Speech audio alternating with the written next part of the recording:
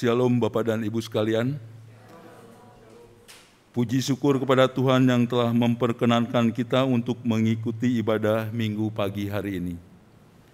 Sebelum ibadah dimulai, bagi yang hadir dalam ruangan ibadah ini, kami mohon agar handphone dapat dimatikan atau di-silent agar ketenangan dan kekudusan ibadah tetap terjaga. Dan juga agar tetap menggunakan masker selama kegiatan ibadah berlangsung demi menjaga kesehatan kita bersama. Terima kasih. Marilah kita ikuti ibadah ini dengan hati yang teduh dan tertuju hanya kepada Tuhan. Kami undang semua jemaat bangkit berdiri. PKJ 13 bait yang pertama sampai kedua, kita masuk rumah.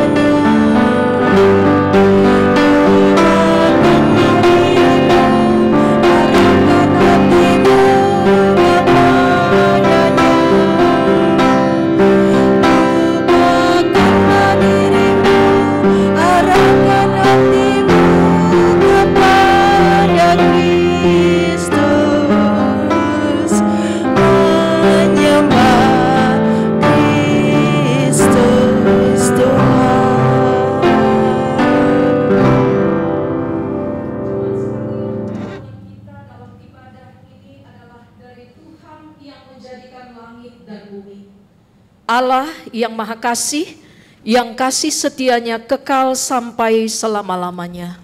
Amin.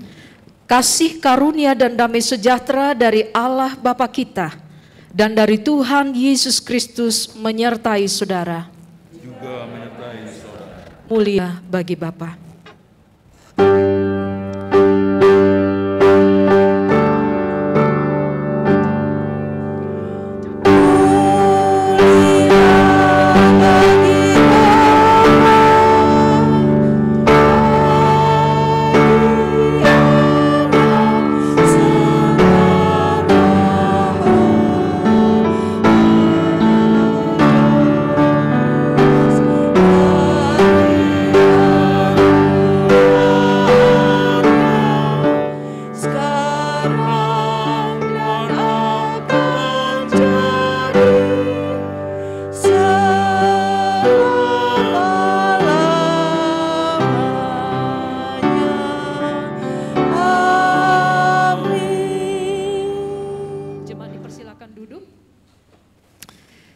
Jemaat sekalian, dengarkanlah nats pembimbing bagi kita sekalian dari Amsal 11 ayat 21. Sungguh, orang jahat tidak akan luput dari hukuman, tetapi keturunan orang benar akan diselamatkan. Kita menyambut nats pembimbing ini dengan menaikkan pujian NKB 143 ayat 1 dan 2, janji yang manis.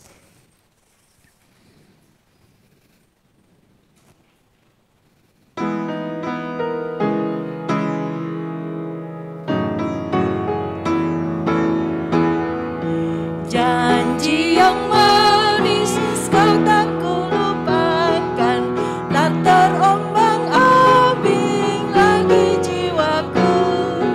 Walau lembah hidupku penuh awan,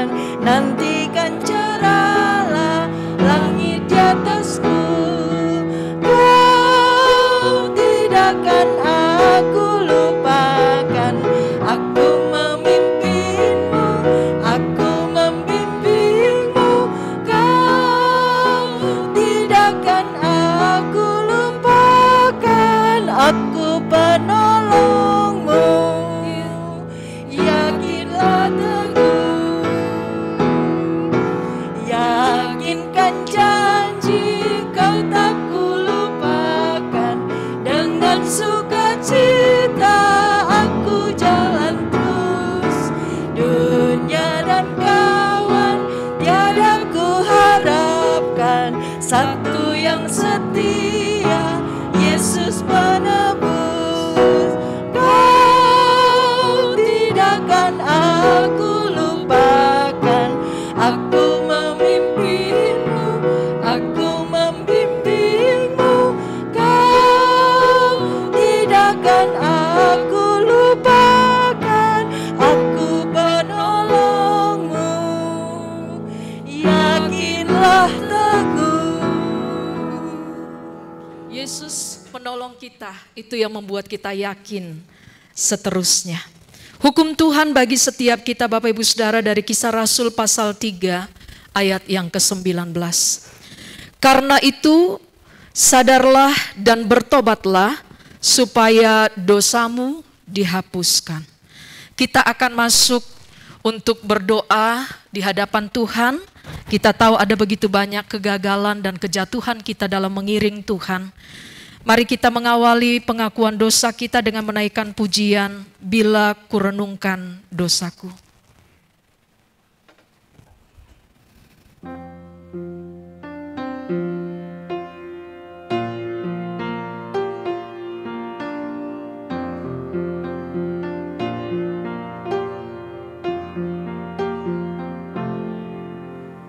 Bila ku renung dosaku padamu Tuhan, yang berulang ku lakukan di hadapanmu.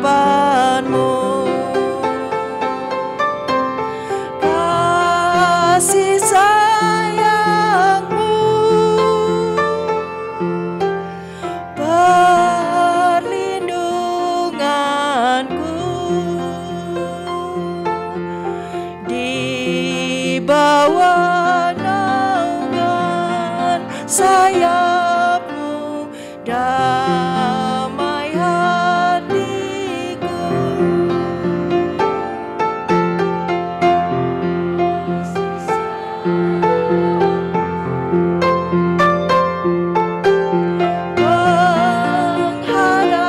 Pengharapanku, usapan kasih setiamu selalu ku rindu. Rasa angkuh dan sombongku masih menggoda. Iri hati dan benciku kadang menjelma. Kasih sayangmu, perlindunganku, di bawah naungan sayapmu, damai hatiku. Kasih sayangmu, pengharapanku, usapan kasih setiamu selalu ku rindu. Mari kita teduh tenang di hadapan Tuhan, masing-masing kita boleh merendahkan hati di hadapannya. Kita boleh mengakui dengan jujur segala kegagalan kita. Ada begitu banyak karakter yang muncul dalam hidup kita yang tidak berpadanan dengan status kita sebagai anak-anak Tuhan.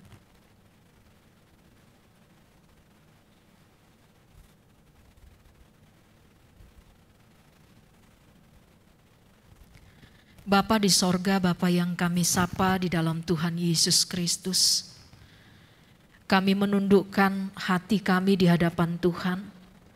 Dan kami mengakui segala kegagalan kami. Baik sebagai pribadi, sebagai keluarga, sebagai gereja, sebagai warga negara.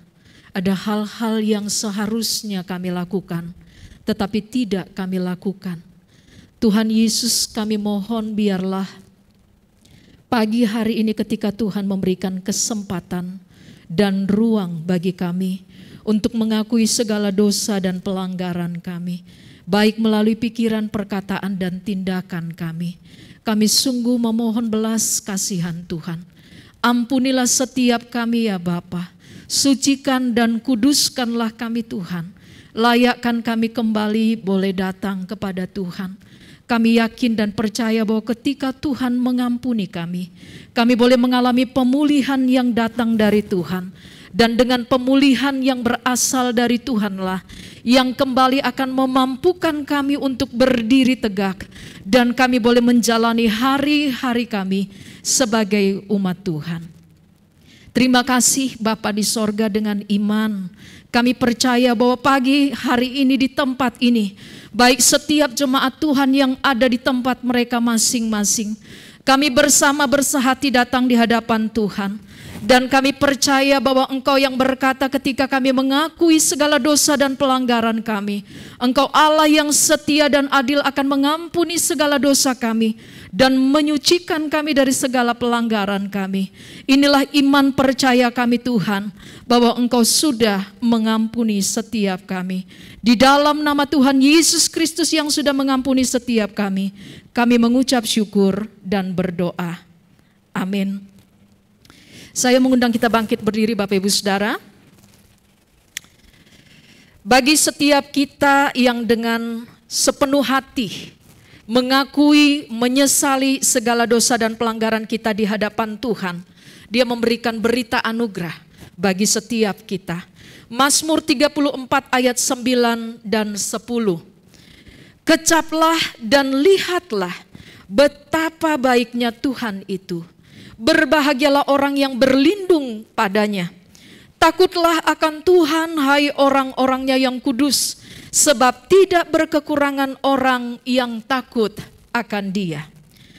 Berdasarkan firman Tuhan ini, maka sebagai hamba Yesus Kristus saya memberitakan bahwa pengampunan dosa telah berlaku bagi kita dalam nama Bapa dan Anak dan Roh Kudus. Amin.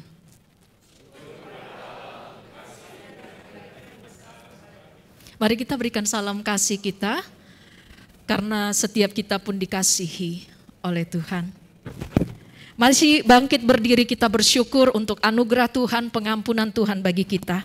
Kita mau menaikkan pujian, Setiamu tiada bertara. NR 52 ayat 1 dan 3.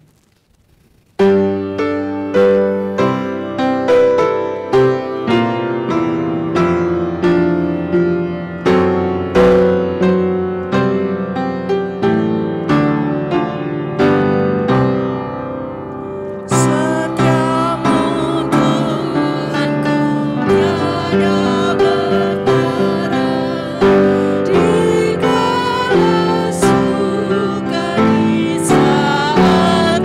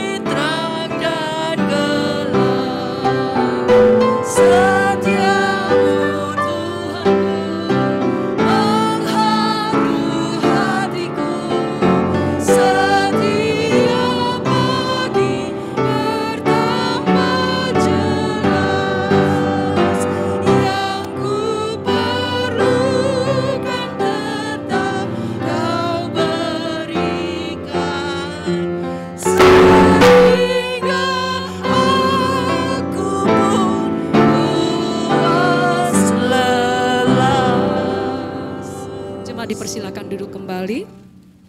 Sebelum kita mendengarkan firman Tuhan, satu lagu pujian yang akan dipersembahkan dari vokal grup Gereja Kristus Kartini. Saya persilakan.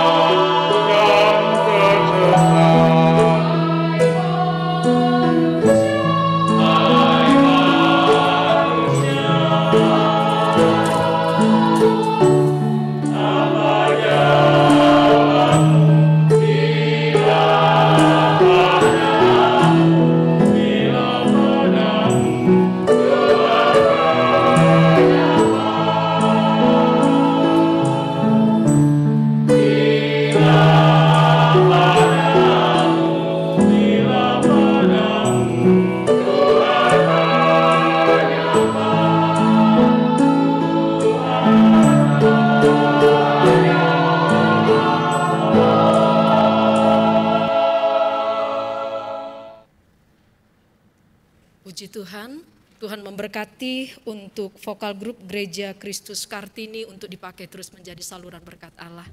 Mari kita teduhkan hati kita mau memohon pertolongan Roh Kudus dalam merenungkan firman Tuhan. Bapa di sorga, semua kami yang ada di dalam ruangan ini kami membutuhkan firman Tuhan. Kami rindu dituntun oleh kebenaran firman Tuhan untuk menjalani tugas dan panggilan kami sebagai orang percaya. Kami sungguh rindu firman Tuhan yang akan kami baca dan renungkan pagi hari ini. Kami sungguh-sungguh boleh menerima dengan segenap hati kami. Dan kami berkomitmen untuk melakukan firman Tuhan di dalam keseharian kami. Sehingga sungguh kami boleh melihat penggenapan janji Tuhan di dalam dan melalui kehidupan setiap kami. Kami sadar Tuhan, ketika kami mau mendengarkan firman Tuhan, ada kuasa lain yang tidak berasal dari Tuhan, yang mencoba mengalihkan pikiran dan konsentrasi kami, bahkan mau merampas firman Tuhan. Untuk itu kami sehati menolaknya dalam nama Tuhan Yesus. Biarlah Tuhan sendiri yang menguasai hati pikiran dan seluruh keberadaan kami, bahkan ruangan ini. Terima kasih Bapa, biarlah Tuhan Engkau dipermuliakan melalui pemberitaan firman Tuhan saat ini. Pakai hamba-Mu dengan segala keterbatasannya menjadi saluran berkat Allah. Melalui pemberitaan firman Tuhan, hanya Tuhan yang dipermuliakan di dalamnya. Terpujilah Engkau Bapa, dalam nama Tuhan Yesus. Firman yang hidup itu kami berdoa dan mengucap syukur. Amin. Shalom Bapak Ibu Saudara. Saya benar-benar pangling lihat gedung gereja ya. Karena sebelum pandemi terakhir saya lupa sekitar 2019 kalau nggak salah, terakhir ke sini masih gedung lama ya. Dan tadi saya datang naik Grab, turun di situ saya antara mau turun atau enggak, salah kali gitu ya. Tapi akhirnya saya lihat ada 2 bapak di depan, ternyata benar. Puji Tuhan ya, dalam anugerah Tuhan gerejanya boleh didewasakan. Kami dari GKK Pos Cibubur juga sedang bergumul untuk memproses kita boleh didewasakan ke depan. Jadi saya lihat tadi gedung ini, saya bersemangat. Kalau Tuhan memberkati dan membuka jalan bagi Gereja Kristus Kartini, Tuhan yang sama yang kita layani juga akan buka jalan bagi kami di GKK Pos Cibubur. Amin Bapak Ibu. Kami sangat bergumul Bapak Ibu, lebih kurang 3 tahun kita hanya untuk membantu mengurus pengurusan gedung serbaguna saja. 3 tahun lebih gak kelar-kelar. Wilayah Bogor memang sangat-sangat sulit untuk mendapatkan izin. Kita satu kompleks dengan Sekolah Kristen Ketapang. Walaupun itu izinnya gedung serbaguna, tapi mereka tahu bahwa itu dipakai untuk beribadah. Jadi memang itulah pergumulan kita. Saudara kita di Cilegon juga mengalami masalah dan pergumulan yang sama. Tetapi sebenarnya secara esensi kita tahu bahwa gereja itu bukan bicara soal gedungnya, walaupun gedung itu penting ya. Gereja adalah orang percaya yang ada di dalamnya. Saudara yang terkasih dalam Tuhan Yesus, mari kita siapkan Alkitab kita. Dalam bulan keluarga, Sinode Gereja Kristus memberikan tema bagi kita, keluarga yang luput dari murka Allah. Kita siapkan Keluaran pasal yang ke-32, ayat 7 hingga ayat yang ke-14.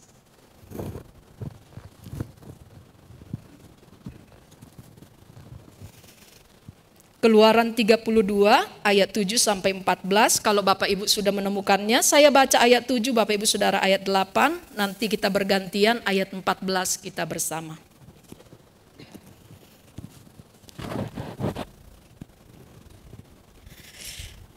Keluaran 32 ayat 7 sampai 14, saya mulai ayat yang ke-7, demikian firman Tuhan. Berfirmanlah Tuhan kepada Musa, pergilah, turunlah, sebab bangsamu yang kau pimpin keluar dari tanah Mesir telah rusak lakunya.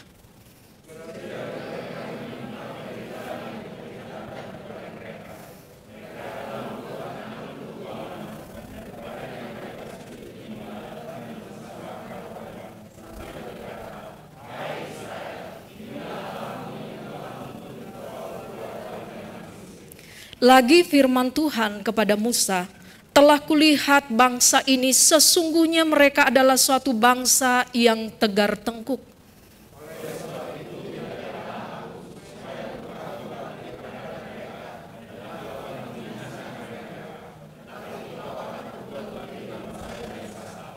Lalu Musa mencoba melunakkan hati Tuhan Allahnya dengan berkata, mengapakah Tuhan murkamu bangkit terhadap umatmu yang telah kau bawa keluar dari tanah Mesir dengan kekuatan yang besar dan dengan tangan yang kuat?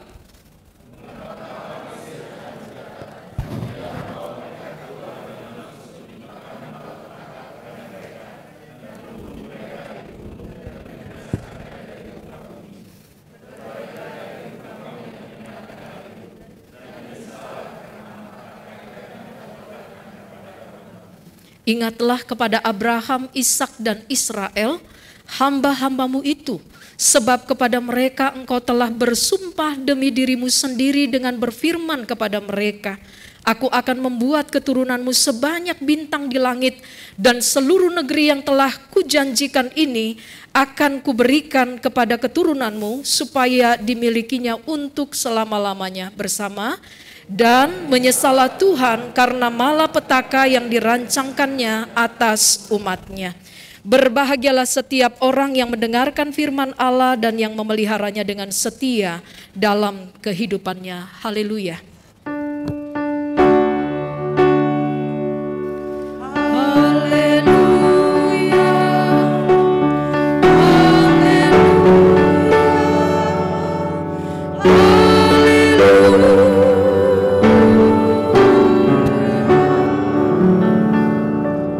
Saudara yang terkasih dalam Tuhan Yesus Kristus, tema kita adalah keluarga yang luput dari murka Allah. Dari tema ini sendiri kita tahu bahwa sebenarnya mereka pasti akan dimurkai oleh Allah, tapi mereka terluput. Kalau saudara sedang ada di jalan raya, sebenarnya ada kecelakaan beruntun di sana, dan kita ada di situ. Tapi kita selamat, itu namanya kita terluput dari kecelakaan beruntun. Saudara yang terkasih dalam Tuhan Yesus Kristus, dosa manusia selalu mendatangkan murka Allah. Sekali lagi, dosa manusia selalu akan mendatangkan murka Allah atau maut. Roma 6 ayat 23 berkata, sebab upah dosa adalah maut. Maut ini memiliki dua pengertian Bapak Ibu Saudara. Yang pertama itu kematian secara jasmani. Semua orang yang sudah berdosa, dia ujungnya pasti akan mati. Jadi jangan berharap, Tuhan saya mau hidup selama-lamanya. Hairil Anwar, saya ingin hidup 1000 tahun lagi. Andai Tuhan berikan, kita menderita sampai Tuhan panggil. Bapak Ibu Saudara, itu maut. Arti pengertian maut yang pertama, pasti akan mati secara jasmani. Ya, cepat atau lambat kita sedang antri ke sana. Pengertian maut yang kedua berarti keterpisahan dengan Allah selama-lamanya atau binasa selama-lamanya. Binasa selama-lamanya kita tahu ujungnya di mana? Neraka. Ya. Jadi saudara yang terkasih dalam Tuhan Yesus, kita melihat di sini dosa itu upahnya itu adalah maut. Kita mati secara jasmani. Mending kalau mati secara jasmani, tapi akhirnya ujungnya kita selamat. Tapi kalau kita tidak bertobat, dosa itu bukan hanya membuat kita mati secara jasmani, tapi kita juga binasa selama-lamanya. Dosa berarti meleset dari kehendak Allah. Kalau kita melihat bacaan kita pagi hari ini Bapak Ibu Saudara, sangat jelas dosa apa sih yang dilakukan oleh umat Israel kepada Tuhan. Ayat 7 sampai ayat yang ke-9 itu Tuhan sendiri yang memberikan penilaian kepada umat Israel. Tuhan sendiri yang memberikan penghakiman kepada umat Israel. Dikatakan di ayat yang ke-7, mereka sudah rusak lakunya. Artinya apa? Perilaku mereka tidak lagi sesuai dengan apa yang Tuhan mau. Perilaku mereka sudah merusak diri mereka, merusak orang yang ada di sekitar mereka, dan merusak lingkungan mereka.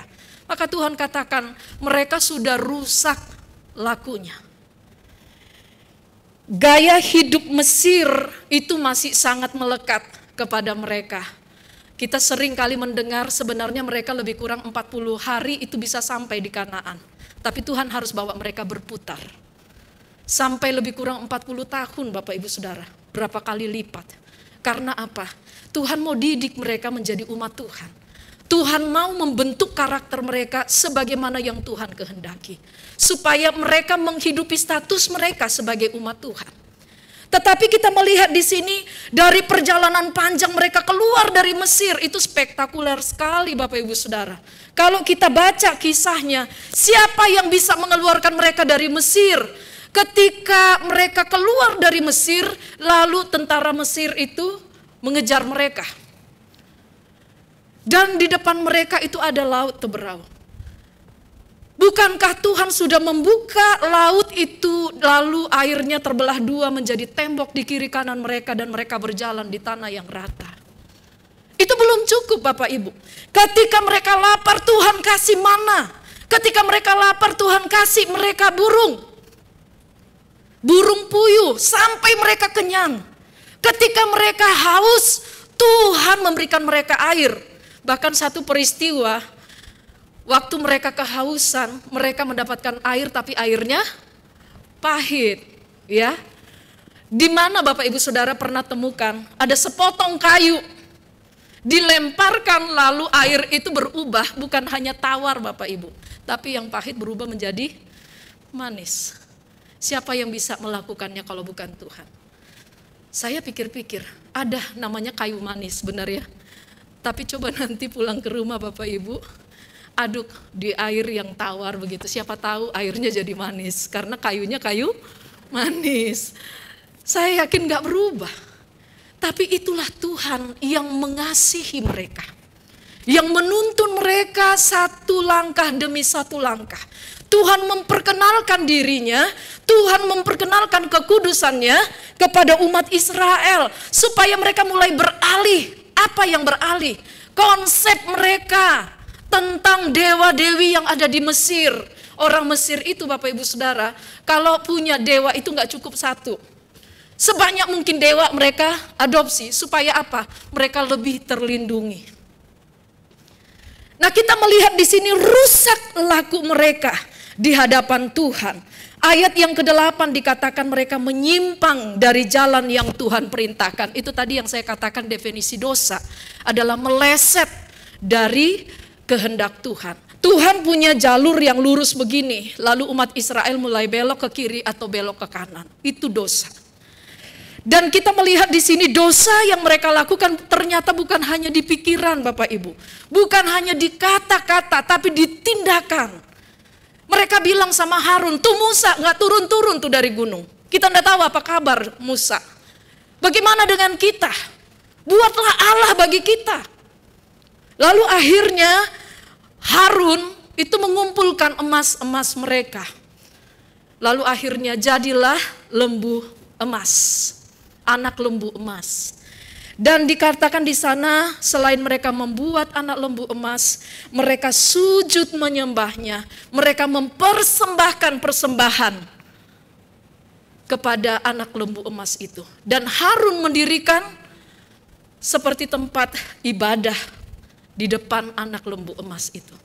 Saudara, kita melihat di sini bahwa mereka sedang mensejajarkan Tuhan yang akbar, yang luar biasa dahsyat itu dengan buatan tangan mereka. Jadi levelnya Tuhan bukan hanya setara dengan manusia, tapi di bawah manusia. Karena pasti yang kita buat lebih rendah daripada kita yang membuatnya. Betul ya? Dan di sini mereka membentuk anak lembu emas itu. Berarti mereka lebih hebat. Dan dikatakan Harun, inilah Tuhan yang membawa kamu keluar dari Mesir. Jadi Harun sendiri sebagai keturunan imam, dia juga melakukan dosa yang besar sekali kepada jemaat Tuhan. Seorang imam yang harusnya menuntun umat untuk semakin dekat dengan Tuhan, semakin takut akan Tuhan, semakin taat kepada Tuhan. Tapi sebaliknya yang terjadi. Harun menambah dosa mereka. Saya sih melihat di ayat yang pertama, di situ dikatakan mereka mengerumuni Harun. Lalu mereka ngomong. Berarti ada satu ketakutan bagi Harun sehingga dia melakukan dosa sebesar itu. Artinya Harun lebih takut kepada manusia daripada kepada Tuhan. Dan ayat yang ke-9 dikatakan bangsa itu adalah bangsa yang tegar tengkuk. Orang Sunda bilang badegong. Ya. Nah, orang yang tegar tengkuk itu udah tahu tapi sengaja untuk berontak. Udah tahu sengaja untuk tidak mau taat. Dia dengan sengaja untuk melakukan hal-hal yang tidak sesuai dengan kehendak Tuhan. Maka ayat 10b itu dikatakan, aku akan membinasakan mereka. Saudara, saya mau tanya, kalau itu perkataan dari Tuhan, Akankah ada satu pun yang tidak akan binasa? Satu perkataan saja Tuhan katakan, habis mereka semua. Tuhan memang bilang begini sama Musa, kecuali kamu, aku akan jadikan kamu bangsa yang besar, tapi mereka akan kubinasakan. Di dalam murka Tuhan yang menyala-nyala. Mengapa Tuhan begitu murka? Karena kekudusannya diinjak-injak oleh satu bangsa yang olehnya Tuhan melakukan perkara yang besar. Kalau sekarang mungkin kita kasarnya bilang, kamu gak tahu diri. Kamu gak tahu diuntung. Kamu gak tahu statusmu. Dan itu yang dilakukan oleh umat Israel kepada Tuhan. Tetapi gak berhenti di situ Bapak Ibu Saudara. Ada sesuatu yang luar biasa ketika kita membaca ayat selanjutnya itu. Musa berdiri untuk meminta belas kasihan Tuhan bagi bangsa ini. Dia menjadi pendoa syafaat. Bahkan sebenarnya dia bukan hanya memohon kepada Tuhan, dia sendiri mempertaruhkan nyawanya di hadapan Tuhan. Dia bilang begini, Tuhan, kalau Engkau tidak mengampuni bangsa ini, hapuskan namaku dari buku kehidupan itu. Tuhan bilang, siapa yang berdosa, dia yang harus kuhukum. Nah, kita memperhatikan Bapak Ibu Saudara, apa yang menjadi doa syafaat dari Musa. Ayat 11 sampai 13. Yang pertama kita melihat di sini, Musa mengingatkan kembali kepada Tuhan, Tuhan, Engkau loh yang tuntun mereka keluar dari Mesir. Engkau loh yang membawa mereka dengan tangan-Mu yang kuat, dengan keperkasaanmu sehingga mereka bisa keluar dari Mesir. Yang kedua, Musa menjaga kekudusan Tuhan dengan cara apa? Dia bilang, Tuhan, nanti orang-orang Mesir, orang-orang yang tidak takut Tuhan, yang tidak mengenal Tuhan, itu akan berkata bahwa Tuhannya bawa keluar, lalu di atas gunung itu dibantai semua umatnya. Saudara, dalam konsep agama-agama tua, dua bangsa yang berperang, kalau bangsa itu menang, maka itu diidentikan Tuhannya juga menang. Bangsa itu hebat, berarti Tuhannya juga hebat. Kalau satu bangsa kalah, maka itu sama dengan Tuhannya kalah. Jadi Musa ini, dia mau supaya kekudusan Tuhan itu tetap di mata bangsa-bangsa, terkhusus dengan bangsa Mesir. Maka Musa berkata bahwa, apa kata orang Mesir kalau engkau habisi mereka semua? Lalu yang ketiga, Musa mengingatkan akan janji Tuhan kepada Abraham, Ishak dan Yakub. Janji Tuhan untuk apa? Membuat mereka menjadi bangsa yang besar dan membuat mereka menjadi bangsa yang diberkati Tuhan. Saudara yang terkasih dalam Tuhan Yesus, kalau kita memperhatikan intinya, doa syafaat Musa ini bukan hanya sekedar minta selamatkan mereka, selamatkan mereka, selamatkan mereka. Bukankah kalau kita berdoa syafaat Bapak Ibu Saudara, seperti itu global ya. Misalnya, Tuhan berkati Gereja Kristus Kartini. Tuhan berkati saya dan keluarga saya. Tuhan berkati bangsa Indonesia ini. Tapi seringkali kita tidak spesifik berdoanya. Tapi di sini kita melihat Musa, dia berdiri di hadapan Tuhan dan dia menyampaikan setiap hal ini. Dan kita melihat di sini Bapak Ibu Saudara ada kalimat, maka menyesallah Tuhan. Ada orang bertanya begini Bapak Ibu, Tuhan bisa nyesel ya? Kok Tuhan kayak manusia? Sempat nggak berpikir kayak begitu Bapak Ibu? Kok bisa nyesel? Saya mencintai kamu, kita menjalin hubungan, jadi kekasih. Pulang ke rumah, ya kenapa saya tadi ngikat hubungan dengan dia ya? Nyesel saya. Tapi di sini ketika saya membaca, ada salah satu tafsiran mengatakan menyesallah Allah itu sama dengan dia mendengar. Jadi ketika Musa menjabarkan secara rinci doa syafaatnya kepada orang Israel, Tuhan mendengarkan umat Israel. Sekali lagi Bapak Ibu Saudara, ketika Tuhan mendengarkan doa Musa ini, bukan berarti Tuhan pelin-pelan. Tapi dia menunda sampai pada akhirnya mereka sungguh-sungguh bertobat. Kalau tidak bertobat, apa yang terjadi Bapak Ibu Saudara? Sodom dan Gomora yang tadinya diberikan kesempatan, ujungnya juga binasa. Di zaman Nuh ada banyak orang yang sudah melihat Nuh mendirikan bahtera, tapi mereka tidak membuka hatinya. Akhirnya mereka semua binasa. Menara Babel juga demikian. Orang-orang mulai egosentris dan tidak mau mendengarkan apa yang menjadi kehendak Tuhan. Ujungnya juga binasa. Dan kalau kita memperhatikan Bapak Ibu Saudara, Musa mengapa didengarkan oleh Tuhan? Karena doanya selaras dengan kehendak Tuhan. Satu bagian firman Tuhan katakan, kalau kamu tinggal di dalam aku dan firmanku tinggal di dalam kamu. Kalimat berikutnya apa Bapak Ibu? Mintalah apa saja, aku akan memberikan kepadamu. Apa saja loh Bapak Ibu. Pertama-tama ada orang jemaat yang bilang begini, Bu, katanya kalau sudah percaya sama Tuhan minta apa saja. Masa saya minta sesuatu? Lalu saya bilang itu fungsinya untuk apa? Saudara, ketika kita sudah di dalam Tuhan, firman Tuhan ada di dalam hati kita, maka permintaan kita juga pasti selaras dengan kehendak Tuhan. Ya, saya nggak percaya orang yang takut akan Tuhan sudah punya istri, lalu dia klaim firman Tuhan ini, Tuhan mintalah apa saja, saya minta istri kedua Tuhan. Lalu Tuhan kasih, Tuhan yang mana ini, gitu ya. Tentu pasti selaras. Maka Tuhan mendengar doanya Musa. Ini juga menjadi cross check bagi kita. Jangan-jangan doa kita sampai saat ini hanya sampai di plafon begitu ya. Nggak nyampe sama Tuhan. Karena ternyata doa kita itu doa yang jahat di hadapan Tuhan. Doa nggak sesuai dengan kehendak Tuhan. Doa yang hanya untuk diri kita sendiri. Bukan untuk mempermuliakan Tuhan. Perhatikan doanya Musa.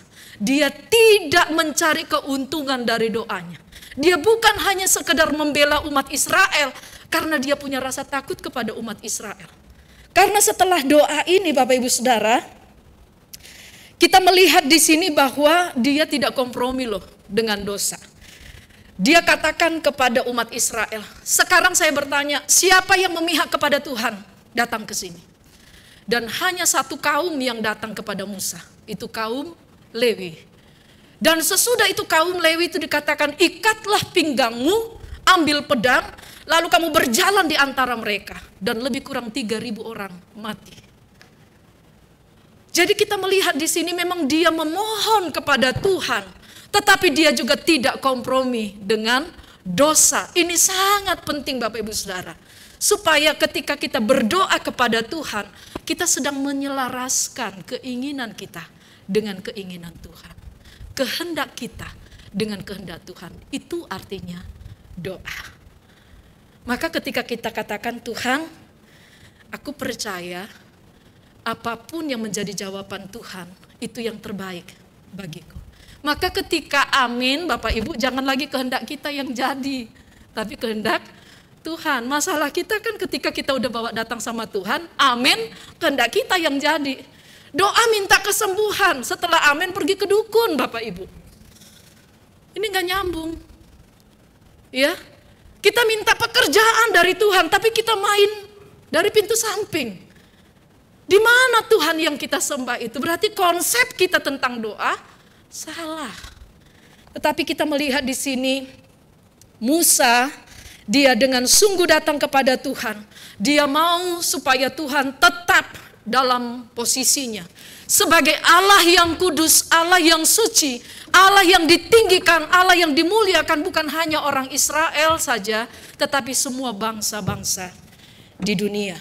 Bapak Ibu Saudara, ritual keagamaan dan menjalankan tanggung jawab harusnya disertai dengan rasa hormat dan takut akan Tuhan. Nah, kalau kita memperhatikan di sini umat Israel dan Harun itu justru menyakiti hati Tuhan, membuat Tuhan murka, justru pada saat mereka beribadah loh. Benar nggak? Mereka membuat Tuhan murka justru pada saat mereka sedang melayani Tuhan. Hati-hati Bapak Ibu. Kan mereka mendirikan itu. Membuat Tuhan konsep mereka. Mereka memberikan persembahan, kurban dalam ibadah mereka. Mereka menyembah. Itu bukankah ritual-ritual keagamaan Bapak Ibu? Tapi menyedihkan sekali ketika mereka justru pada saat beribadah, pada saat itu mereka sedang menyakiti hati Tuhan. Pada saat Harun melayani Tuhan, pada saat yang sama dia sedang menentang Tuhan. Dengan berani loh Harun bilang, inilah Tuhan yang menuntun engkau keluar dari Mesir. Bayangkan dosa hamba Tuhan sebesar itu dan satu bangsa berdosa. Memang mengerikan Bapak Ibu kalau seorang pemimpin, public figure, dia berdosa. Itu bukan hanya dia loh yang kena dampaknya. Satu bangsa bisa kena dampaknya. Makanya Musa begitu marah. Mengapa engkau sampai membuat bangsa ini berdosa sedemikian besar? Kata Musa kepada Harun. Alasannya Harun bilang apa? Mereka bilang begini ke saya. Intinya Harun itu takut kepada umat Israel. Jadi dia melakukan pelayanannya supaya orang lain senang. Hati-hati ya Bapak Ibu Saudara ya. Saya pun menjadi peringatan untuk saya. Kadangkala saya di tempat pelayanan yang lama ya, ketika sudah selesai ibadah, ada satu jemaat bilang begini, Ibu, khotbahnya kayak setajam silet. Kenapa? Kena banget. Saya bilang, saya nggak pernah mempersiapkan khotbah untuk nembak siapapun. Itu haram hukumnya untuk hamba Tuhan. Ya. Nggak boleh khotbahnya dititip-titip, Bu, nanti titip ya, aplikasinya begini, gitu ya. Saya kalau ada hamba Tuhan yang seperti itu harus bertobat. Nah di sini kita melihat Harun bisa melakukan pelayanan seperti itu, seolah melayani.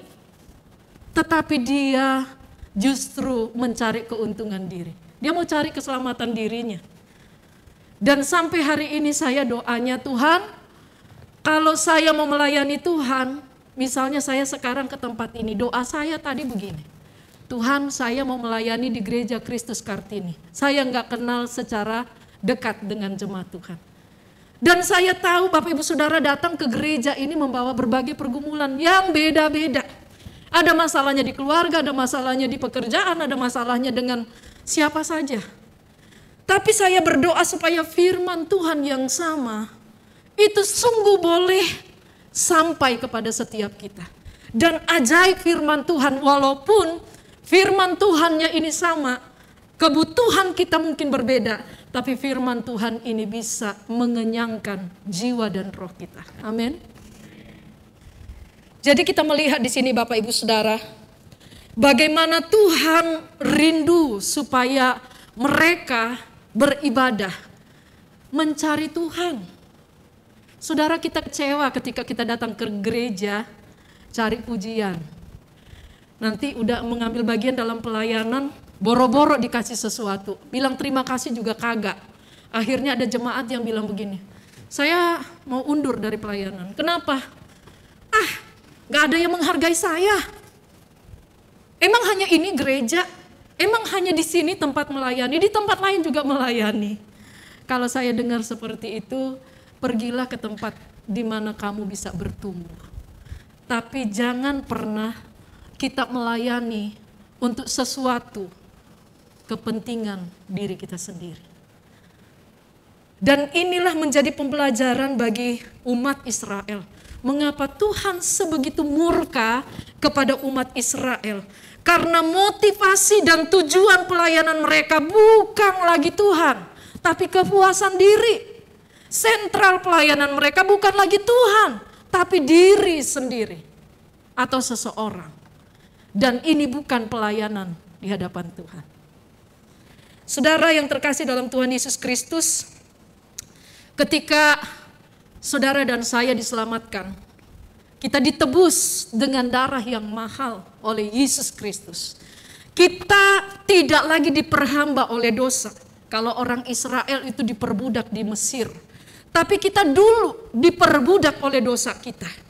Kita memuaskan apa yang dosa inginkan. Tapi sekarang, saudara dan saya, tuannya itu bukan lagi diri kita, bukan lagi iblis, tapi Kristus. Hidupku bukannya aku lagi, tapi Yesus yang tinggal di dalam aku. Dialah yang harusnya menjadi sentral dari hidup dan pelayanan kita. Maka di sini kita melihat hidup kita, Tuhan harapkan sesuai dengan status kita. Kalau kita berkata kepada orang lain, saya orang Kristen loh. Artinya Kristen apa? Pengikut Kristus. Saya orang percaya loh. Artinya apa? Saya harus hidup sesuai dengan Kristus telah hidup. Motivasi kita terus dimurnikan dari hari ke hari. Kalau mau jujur Bapak Ibu Saudara, seringkali kalau kita baca Alkitab ini, kita berpikir ini di zaman dulu lah, ya. Ini dosanya orang Israel. Tapi bukankah dosa ini juga sampai saat ini menjadi pergumulan kita Bapak Ibu Saudara? Seringkali kita bangga menjadi orang Kristen, tapi kita lupa untuk menyelaraskan status kita sebagai orang percaya. Bagaimana kita sekarang dipanggil Tuhan untuk kita menyenangkan hati Tuhan. Sulit? Pasti sulit.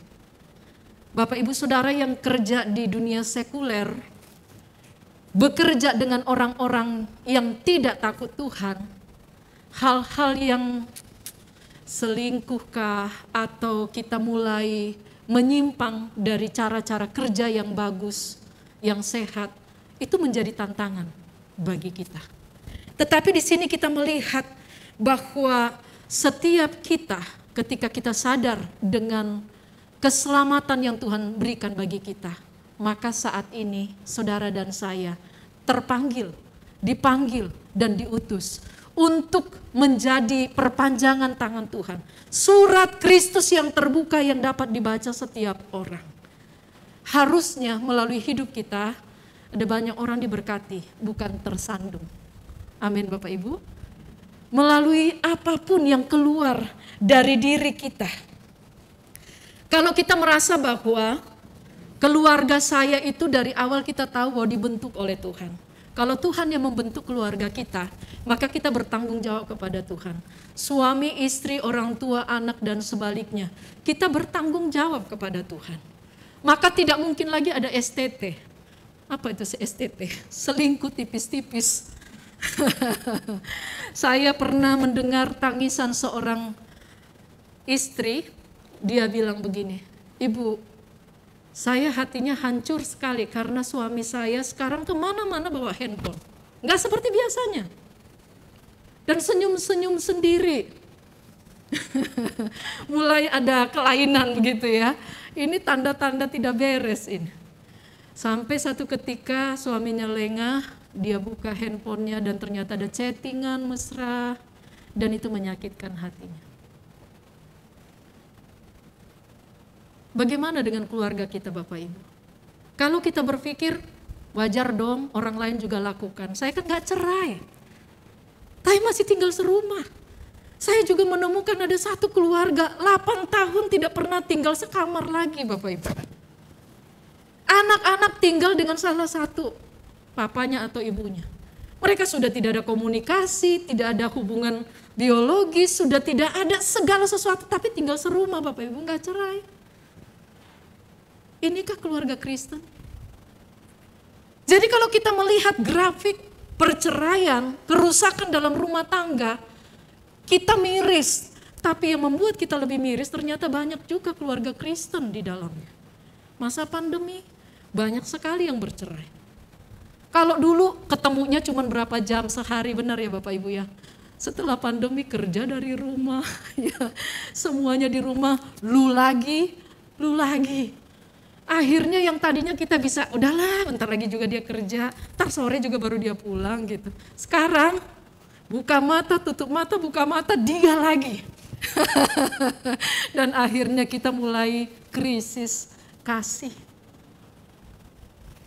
Bapak Ibu Saudara yang terkasih dalam Tuhan Yesus, kita tahu bahwa segala sesuatu yang Tuhan percayakan bagi kita, kita mau menghidupinya. Terlalu banyak aplikasi di sekitar kita, tetapi biarlah poin saya adalah saudara dan saya, kalau kita terus tahu firman Tuhan, kita tahu mana yang menyakiti hati Tuhan, tetapi kita lakukan, kita akan berhadapan dengan murka Allah. Cepat atau lambat. Mungkin kita belum mati Bapak Ibu, belum sampai ke neraka. Tapi rasa suasana neraka itu sudah ada dalam hidup kita. Gak ada damai sejahtera. Gak ada sukacita. Apa yang kita cari dalam hidup kalau demikian? Mungkin kita katakan, saya kan gak sembah patung Bu. Saya gak bikin anak lembu emas.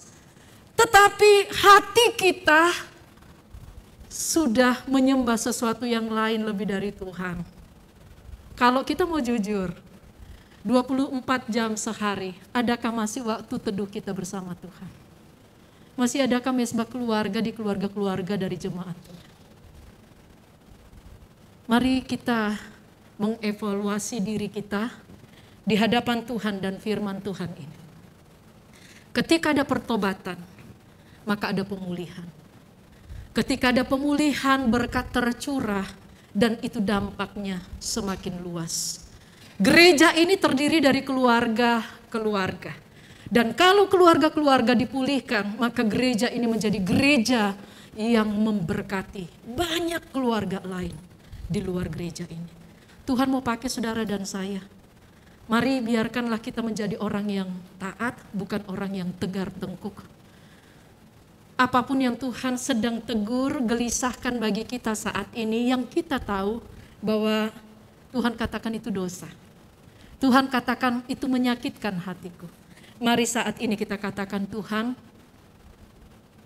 mari ampuni saya, pulihkan saya, dan tolong saya. Saya mau tetap berdiri sebagai umat Tuhan yang menjadi berkat. Amin. Mari kita berdoa. Hamba selesai menguraikan firman Tuhan pagi hari ini. Setiap kami jemaat-Mu Tuhan, biarlah boleh firman Tuhan ini diteruskan dalam hati dan pikiran mereka. Status kami baik sebagai anak, sebagai orang tua, sebagai orang percaya di tengah-tengah lingkungan yang sekuler. Kami berdampingan dengan orang-orang yang tidak takut Tuhan. Biarlah kami boleh menunjukkan status kami sebagai orang merdeka yang menghambakan dirinya di hadapan Tuhan, dan kami melakukan segala sesuatu untuk kemuliaan Tuhan. Terima kasih Bapa, dalam nama Yesus kami berdoa. Amin.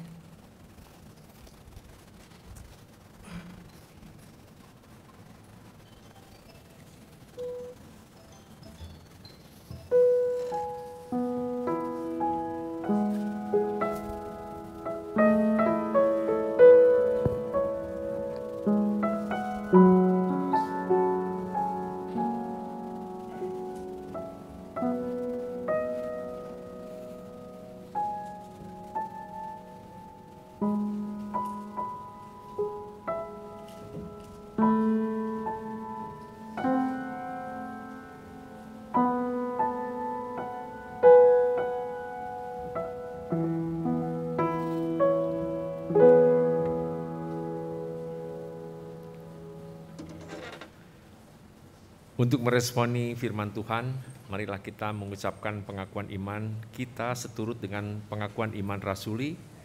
Karena itu hendaklah kita masing-masing berkata, aku percaya kepada Allah, Bapa yang Maha Kuasa, Halik langit dan bumi, dan kepada Yesus Kristus, anaknya yang tunggal Tuhan kita, yang dikandung dari Roh Kudus, lahir dari anak darah Maria, yang menderita di bawah pemerintahan Pontius Pilatus, disalibkan, mati dan dikuburkan, turun ke dalam kerajaan maut.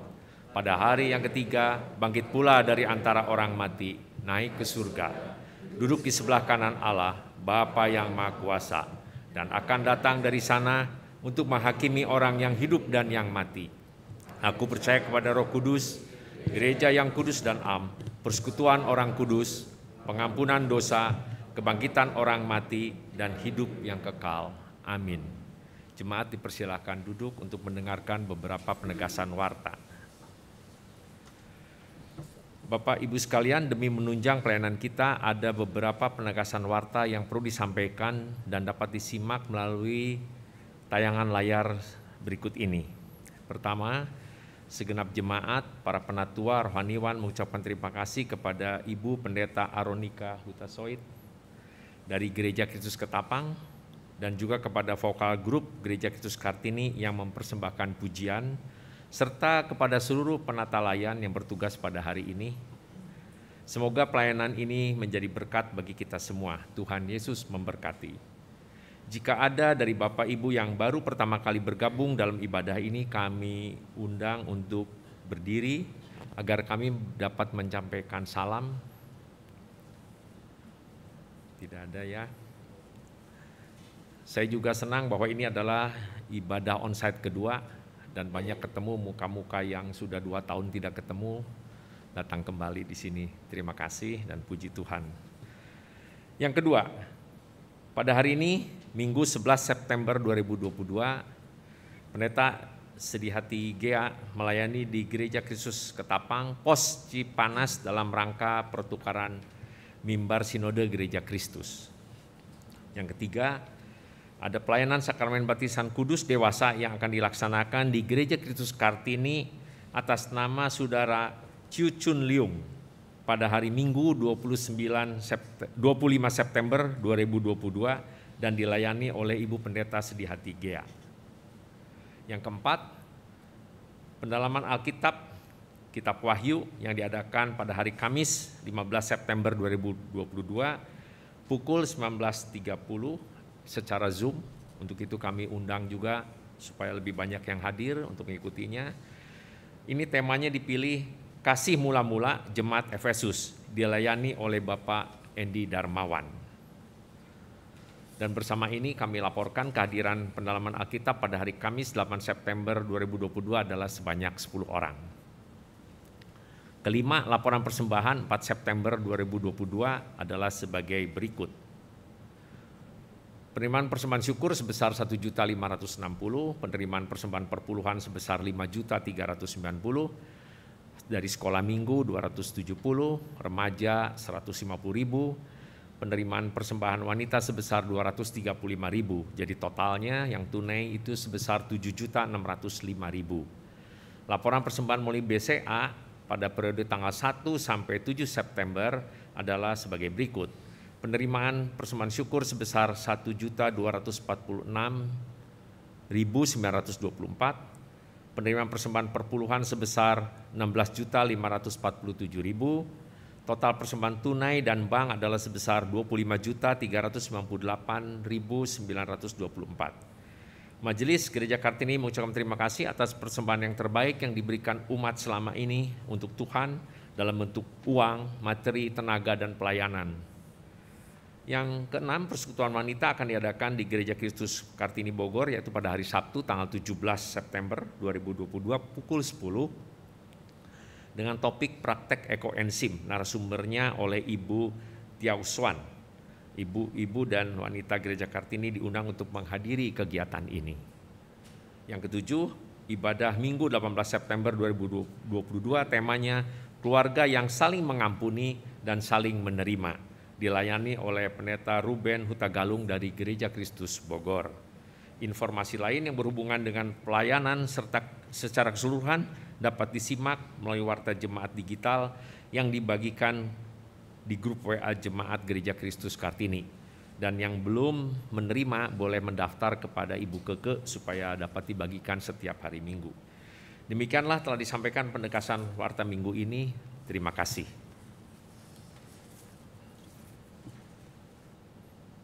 Bapak Ibu Saudara, kita akan menundukkan hati kita untuk kita menaikkan setiap doa syafaat kita di hadapan Tuhan. Mari kita berdoa. Bapa di sorga, kami sungguh bersyukur untuk ibadah kedua secara onsite dari Gereja Kristus Kartini. Karena kemurahan Tuhan dan anugerah Tuhan, bahkan kesetiaan jemaat untuk bersekutu dengan Tuhan dan jemaatnya, sehingga mereka boleh ada sampai saat ini. Doa kami biarlah Tuhan terus memberkati jemaat-Mu, mulai dari anak-anak sampai usia indah. Tuhan memberkati iman mereka, Tuhan memberkati kasih mereka, dan biarlah melalui jemaat-Mu yang ada di tempat ini, Tuhan pakai mereka menjadi berkat bagi orang-orang yang ada di sekitar mereka. Doa kami biarlah Tuhan juga memberkati baik visi misi gereja dan seluruh pelayanan yang ada baik di ibadah umum dan juga kategorial. Kami berdoa untuk semua BP bagian, bahkan juga kemajelisan, dan juga untuk semua aktivis yang memberi diri, waktu, tenaga, pikiran mereka, bahkan hati mereka untuk melayani pekerjaan Tuhan. Tuhan terus tambah-tambahkan karunia bagi setiap jemaat Tuhan, supaya melalui pelayanan yang ada di tempat ini, gereja boleh terus bertumbuh sesuai dengan kehendak Tuhan, baik secara kualitas maupun secara kuantitas. Bapa di sorga, kami juga berdoa, kiranya Tuhan memberkati untuk setiap kegiatan dalam sepekan ini, untuk semua yang akan mengambil bagian dalam pelayanan, kiranya juga Tuhan yang mengurapi dan memakai mereka menjadi saluran berkat Allah. Kami juga berdoa Tuhan untuk setiap jemaat Tuhan dalam pergumulan kehidupan mereka, di tengah-tengah keluarga, baik masalah ekonomi, masalah studi, pekerjaan, masalah sakit, penyakit, disharmonis di tengah-tengah keluarga, atau masalah apapun yang sedang Tuhan izinkan mereka boleh hadapi dan jalani. Hamba berdoa di dalam nama Tuhan Yesus, biarlah iman mereka semakin teguh di dalam Tuhan. Mereka tidak mencari cara-cara yang tidak sesuai dengan kehendak Tuhan menyelesaikan masalah mereka, tapi biarlah mereka boleh terus bertekun di dalam Tuhan, dan biarlah dalam kasih Tuhan memberikan kesempatan bagi setiap jemaat-Mu mengalami jawaban doa yang melaluinya mereka boleh bersukacita dan semakin setia di dalam mengiring Tuhan. Terima kasih Bapa. Kami juga berdoa untuk setiap jemaat yang sakit dalam proses pemulihan dan juga keluarga yang mendampingi. Doa kami untuk Ananda Eki Mardiansah, Bapak Tatang S, Bapak Kiki, Bapak Anton, Ibu Siti Hasibuan, Ibu Berta, Ibu Lalan, Ibu Ance, Oma Liana, Ibu Elni, Bapak Husin dan Ibu Amas, Ibu Leliana, Ibu Mariam Natasaputra, Bapak Setia Budi, Ibu Els, Ibu Lim Guelan, dan juga Bapak Oktono Hukum, dan setiap jemaat Tuhan yang tidak tercatat namanya, dan mereka saat ini bergumul dengan sakit, apapun sakit mereka. Kami berdoa biarlah Tuhan menjamah bagian tubuh yang sakit, dan biarlah sakit fisik ini tidak mempengaruhi kerohanian mereka, tetapi rohani mereka semakin kuat di dalam Tuhan, sehingga dalam menanggung setiap penderitaan yang ada saat ini, mereka tetap berharap penuh hanya kepada Tuhan. Berkat-Mu atas makanan, minuman, dan semua obat yang mereka gunakan. Berkat Tuhan juga melalui para medis yang memeriksa kesehatan mereka. Kami berdoa Tuhan, kiranya Tuhan memberikan kesabaran dan kasih bagi seluruh anggota keluarga yang mendampingi. Kami tahu bahwa mendampingi orang sakit membutuhkan anugerah Tuhan, dan doa kami biarlah Tuhan menopang untuk semua keluarga yang mendampingi saudara-saudara kami yang sakit ini.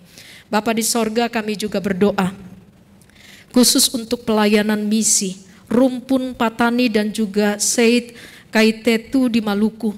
Kami berdoa untuk gereja-gereja Tuhan yang ada di sana, sekolah-sekolah Kristen, lembaga yayasan Kristen. Kami berdoa biarlah di dua suku yang ada di Maluku ini, Tuhan kiranya memberkati. Sungguh kami rindu Tuhan, sebagaimana Tuhan menjangkau kami dengan kasih-Mu. Kami berdoa biarlah kasih Tuhan juga menjangkau saudara-saudara kami yang ada di Maluku. Ada banyak hal yang mempersulit mereka mendengarkan Injil. Kami berdoa biarlah Tuhan, Engkau yang mengirim hamba-hamba Tuhan Engkau juga yang mencukupkan segala keperluan, sarana prasarana, sehingga Injil boleh sampai kepada setiap mereka. Dan melalui keselamatan di dalam Tuhan, ada gereja lagi yang boleh berdiri di sana. Ada orang-orang percaya yang Tuhan pakai menjadi saluran berkat Allah. Doa kami Tuhan juga untuk bangsa dan negara kami. Di tengah-tengah persiapan Pilpres 2024, sudah mulai terasa dengan setiap hal yang dilakukan oleh berbagai partai. Tuhan, kami bersyukur sampai hari ini kepemimpinan Bapak Joko Widodo dengan segala kebijakan dan keputusan-keputusan penting yang boleh kami nikmati sampai saat ini. Sungguh Tuhan, kami memohon belas kasih Tuhan atas bangsa yang besar ini. 34 provinsi yang ada di dalamnya dan ratusan juta jiwa yang ada di Indonesia. Tuhan Yesus, kami memohon biarlah Tuhan sendiri yang mengirim, yang menyiapkan seorang pemimpin yang nasionalis, yang mencintai bangsa ini. Sehingga ketika dia memimpin bangsa ini, dia boleh mengambil setiap keputusan sehingga kesejahteraan yang berasal dari Tuhan turun atas Indonesia. Tuhan Yesus, kami berdoa untuk setiap gejolak-gejolak yang terjadi, radikalisme, intoleransi yang begitu ada, yang ditunggangi oleh orang-orang dan kelompok-kelompok tertentu yang memecah belah NKRI. Kami berdoa di dalam nama Tuhan Yesus, biarlah Tuhan menyingkapkan setiap hal yang tersembunyi bagi kami.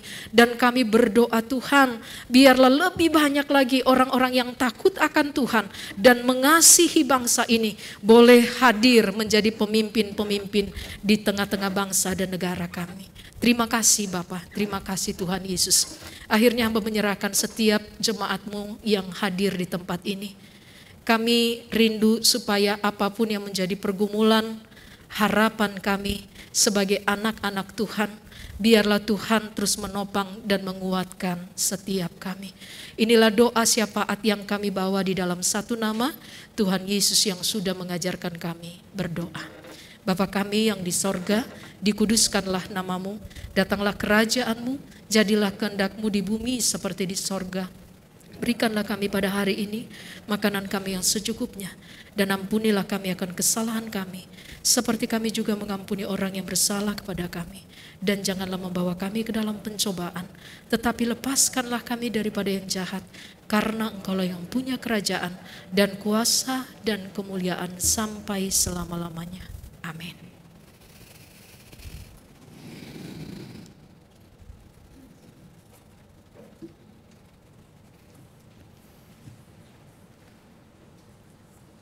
Jemaat yang terkasih, dengan penuh sukacita dan kerelaan, marilah kita memberikan persembahan syukur kepada Tuhan. Persembahan bisa dilakukan dengan dua cara, yaitu secara virtual dengan mengirimkan ke rekening Gereja Kristus Kartini seperti tertera di layar, atau memasukkannya ke dalam kotak persembahan yang tersedia di depan pintu gereja setiap hari Minggu.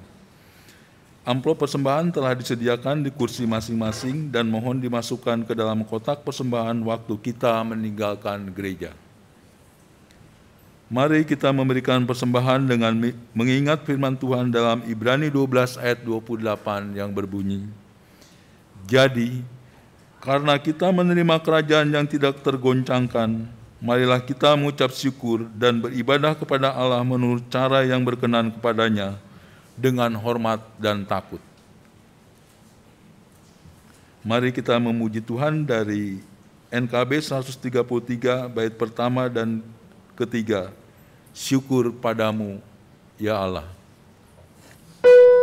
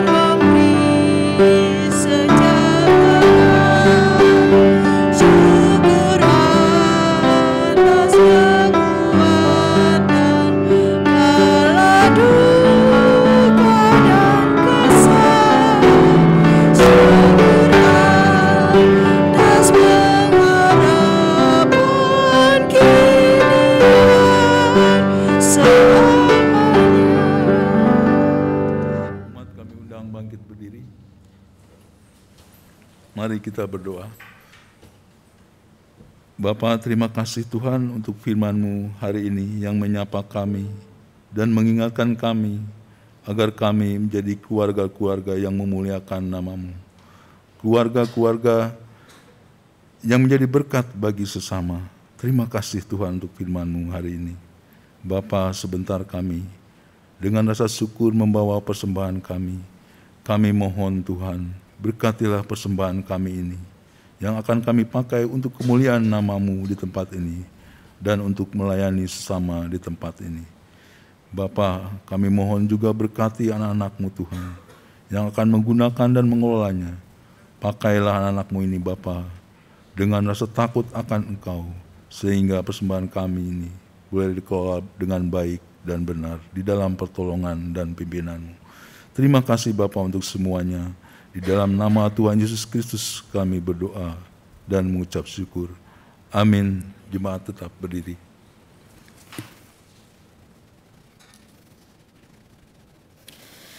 Jemaat sekalian, pulanglah dengan sukacita dan damai sejahtera. Damai sejahtera Tuhan. Arahkanlah hatimu senantiasa kepada Tuhan. Kami mengarahkan hati kami senantiasa kepada Tuhan, Gembala kami yang baik. Jadilah saksi Tuhan yang setia.